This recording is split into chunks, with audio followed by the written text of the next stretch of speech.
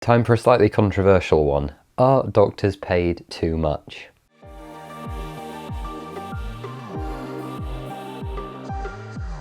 Hi guys, welcome back to the channel. My name is Ollie and I'm now a third year medical student studying at the University of Warwick on the graduate entry medicine programme. Now obviously how much doctors should be paid is a really complex and difficult question, but someone at some point in the NHS has to sit down and decide how much they're going to earn. It's very difficult to just arbitrarily pick a number and then justify it from there, so if this came up in an interview, the way I'm going to structure this video is reasons why doctors deserve to be paid more potentially, and reasons why it might be acceptable or desirable to pay them less. Now, just for your own reference going into this video, as of right now, a freshly minted Foundation 1, so a newly qualified doctor, fresh out of medical school, has a starting wage of £23,000 a year, which then goes up to around £28,000 in Foundation 2. While in specialty training, that same doctor could then expect to earn anywhere between kind of 30 to 46, 47,000 pounds a year, and then going up to a basic wage of about £80,000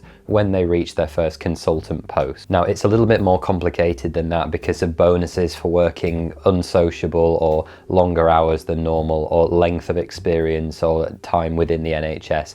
All these things do have a say in how much doctors earn, but those are the basic rates. So we're going to start with reasons why you might want to give a doctor a high wage. The first and kind of most obvious being that doctors are, relatively speaking, very highly trained professionals by the standards of most industries. Even to become a GP, which is the shortest medical specialty training pathway, it takes at least 10 years from beginning to end, assuming a normal 5-year medical program, 2 years of foundation, and then 3 years of specialty training. Whereas many other specialties will then represent another 5 years on top of that normally, and maybe even longer. You'll also want your doctors to be quite intelligent while also being able to communicate with other human beings and not coming across like a robot, as well as being able to put up with the training, which is very intellectually demanding and it just taking a long time, and you need people who are able to put up with that. And it's obviously emotionally straining as well. It's not just intellectually and cognitively demanding.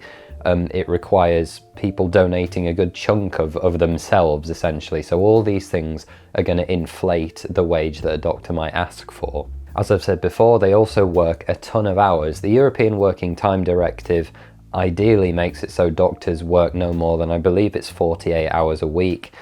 In reality, when you actually ask junior doctors, it seems to be anywhere kind of 50 to 60 hours, often with substantial amounts of unpaid overtime on top of that. So just to illustrate this point, some reports came out in early 2019 from the NHS indicating that doctors had registered 63,000 exception reports when working past the end of when their shifts were meant to be, and that's since 2015. So 63,000 exception reports in a little less than 4 years. And to me, ultimately, when you're trying to tie all these factors together, something else you have to remember is that the type of person who makes a good doctor, so has all these traits, they're compassionate, they're intelligent, they're willing to work hard for long hours, and fundamentally able to communicate with other people very well, that type of person is probably going to succeed in virtually any industry that you put them in, because a lot of those desirable attributes, which to be a doctor you actually need multiple of them concurrently, even if you have just a couple of them, that's good enough to do well in another industry that doesn't demand all of them. And what that then obviously means is that the wages need to be high enough to make it so that doctors, or the people that would be suitable to become doctors, don't just go and do something else for which they can earn more money for the same skill set and probably less work. But now let's talk about some reasons why you might want to lower or at least limit the wages that doctors can be paid. The first and most obvious being that because we have a nationalised healthcare system, which is something we should be very proud of, this means that ultimately doctors' wages and healthcare staff more widely are paid by the taxpayer. All that money comes out of the public pocket, and so if we keep inflating doctors' wages, that makes them more and more expensive, so we can get less of them for the same amount that the public is putting in. That represents lower value. In a system of finite resources, wages for everyone within that system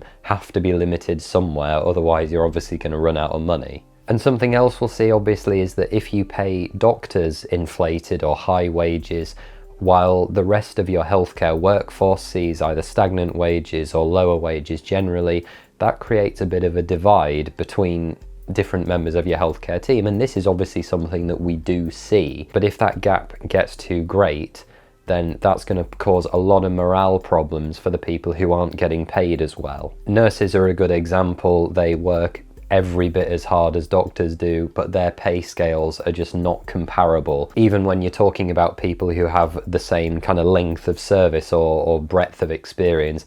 This, however, is true of most public sector jobs. Things like teaching are exactly the same. Doctors do quite well in the public sector system, but not all healthcare roles do, and that's something to be aware of. You could also argue as well, just from a purely utilitarian standpoint, that if you bring doctors' wages down, say every consultant has a cap suddenly of £100,000 a year, that means that all that money that you're not spending on doctors' wages can be put in theory into other healthcare activities. So you could either then spread that spare money between the other members of the healthcare team and bring their base wages up, or you could use them to maintain hospitals or invest in new technologies, things like that. And you could say tentatively as well that if you dampen doctors' wages sufficiently, because of what we were talking about earlier, people with those skill sets going off to other industries, actually if you keep the wages lower, that means that people are more likely to go into medicine and becoming doctors for what you would deem the right reasons. You know, they're doing it because it's a vocation,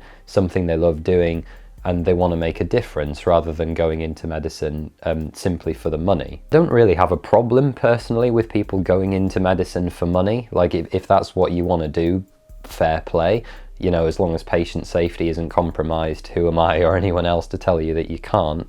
But I think that we all do get some sense of comfort, and I think patients do as well, thinking at least that the staff that are looking after them are doing it, you know, out of compassion. I think that ultimately has to be the goal for the people that we want to become healthcare staff. So ultimately, I think this is just a very fine balancing act. The NHS needs to recruit and crucially retain through all those long years of training, hardworking, compassionate, intelligent people that we think are going to go on and make fantastic doctors. But crucially, those people with their skills probably could do better elsewhere. So it's a balance between keeping the wages high enough to keep them, but we can't pay them too much for fear of being wasteful with our resources or demoralising other members of the healthcare team. You've got to keep it in that kind of Goldilocks zone where you're still recruiting the right type of person for the right reasons, and I think that ultimately has to be the goal. So this was a bit of a tricky one, guys. I would love to know your thoughts on this video. How much should we pay doctors? How much is acceptable? Are they currently paid too much, too little? What do you think about other members of the healthcare team? Too much, too little? What should we do? What should we change about the way doctors are paid? Thanks very much for watching. Please be sure to hit that like button for me, leave a comment, subscribe. Go and check out PostGradMedic.com for more videos just like this one, interviews with existing medical students from a whole range of backgrounds, and a whole load of useful articles to help get you into medical school. Take care, and I'll see you next time.